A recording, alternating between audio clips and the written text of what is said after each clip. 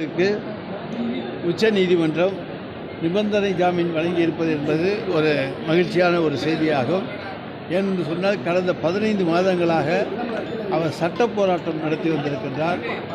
அவரைப் போல பொறுமையோடு சட்ட போராட்டம் நடத்திய ஒருவரை பார்க்க முடியாது. அந்த அளவுக்கு சிறையில் இருந்து கொண்டு அமைச்சர் பதவி கூட எனக்கு வேண்டாம் என்று சொல்லி இன்றைக்கு மிகப்பெரிய போராட்டத்துக்கு பிறகு இன்றைக்கு அவர் நிபந்தனை ஜாமீன் பெற்றிருப்பது என்பது வரவேற்கத்தக்க ஒன்று. நிச்சயமாக அவர் தன்னுடைய வழக்குகளிலே வெற்றி பெறுவதற்கு எங்களுடைய வாழ்த்துக்களை தெரிவித்துக் கொள்கிறோம்.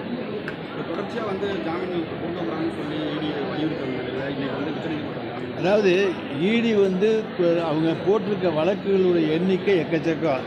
ஆனால் அதில் எத்தனை வழக்குகள் அவங்க வெற்றி பெற்றிருக்காங்க? கிடையாது. சார்ஜ் ஷீட் எத்தனை வழக்குகளில் போட்டிருக்காங்க? அவங்களால மிக மிக குறைவாகத்தான் இருக்கும். எனவே வழக்குகளை மட்டுமே அவர்கள் போடுவது என்பதை ஒரு பாலிசியாக வைத்திருக்கிறார்களே தவிர இறுதி தீர்ப்புக்கு அவர்கள் செல்வது கிடையாது.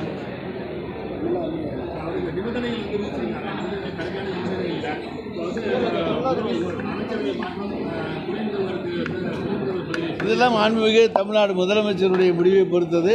அதை பற்றி கருத்து சொல்வதற்கு எங்கள் யாருக்கும் உரிமை கிடையாது. போதும்.